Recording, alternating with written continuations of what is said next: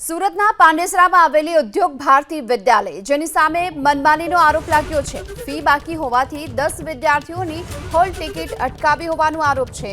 Fee ન ભરી શકતા અમુક વિદ્યાર્થીઓ પાસેથી કોરા ચેક લેવાયા હોવાના પણ આરોપ લાગી રહ્યા છે। અનેક વાલીઓએ ઉછીના રૂપિયા લઈ ફી ભર્યાનો પણ હાલ દાવો થઈ રહ્યો છે। સુરતમાં પાંડેસરાની આ ઉદ્યોગ ભારતી વિદ્યાલય કે જે મનમાની કરી રહી છે। 10 વિદ્યાર્થીઓને હાલ ફી બાકી છે અને આ વિદ્યાર્થીઓની હોલ ટિકિટ અત્યારે અટકાવી દીધી છે। જો કે આ સાથે આપણે એ પણ જણાવી દઈએ કે જિલ્લા શિક્ષણ અધિકારી વારંવાર આ પ્રકારની રજૂઆત પણ કરી ચૂક્યા છે કે જેમની પણ ફી બાકી હોય તેમની આ પ્રકારે હોલ ટિકિટ ન અટકાવી શકાય, પરંતુ આ તરફ હાલ આ સ્કૂલની મનમાની સામે આવી રહી છે।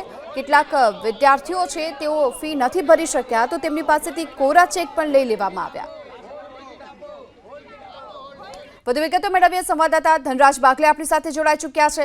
ધનરાજ, મનમાની હાલ સ્કૂલની સામે આવી રહી છે, આ અંગે કોઈ ફરિયાદ કે કોઈ કાર્યવાહી થઈ રહી છે?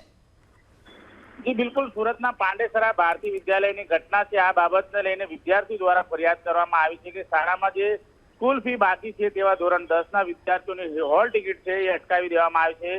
60 જેટલા વિદ્યાર્થીઓ છે તેમના દ્વારા હોબાળો મચાવવામાં આવ્યો હતો। જો કે કોરા કાગળથી બાકી નીકળતી ફી ભરશો તો જ હોલ ટિકિટ મળશે તેવું શાળા સંચાલકોએ જણાવ્યું હતું। ત્યારે આ બાબતને લઈને જે વાલીઓ છે તેમણે ઉછીના પૈસા લઈને શાળામાંથી હોલ ટિકિટ મેળવી છે, તો કેટલાક પાસે અત્યારે હાલ રૂપિયાની વ્યવસ્થા નથી, ત્યારે એ વિદ્યાર્થીઓનો અત્યારે હાલ ભાવિ જોખમાઈ રહ્યો હોય એ પ્રમાણેની વાત સામે આવી રહી છે। પૈસા નહીં ભરી શકતા કેટલાક વિદ્યાર્થીઓ છે તેમને કોરા ચેક લઈ હોલ ટિકિટ આપવામાં આવી હોવાની પણ ફરિયાદ કરવામાં આવી રહી છે। ત્યારે હાલ ધોરણ 10માં અભ્યાસ કરતા 10 જેટલા વિદ્યાર્થીઓને હોલ ટિકિટ છે એ અટકાવી દેવામાં આવી છે અને ફી ભરશો તો જ આ હોલ ટિકિટ તેમને આપવામાં આવશે એવી વાત કરવામાં આવી છે। આ બાબતને લઈને ફરિયાદ મળતાની સાથે જ અત્યારે હાલ ડીઓ છે તેમણે પણ તપાસ આદેશ આપ્યા છે। જી આભાર આપનો આ સમગ્ર માહિતી બદલ।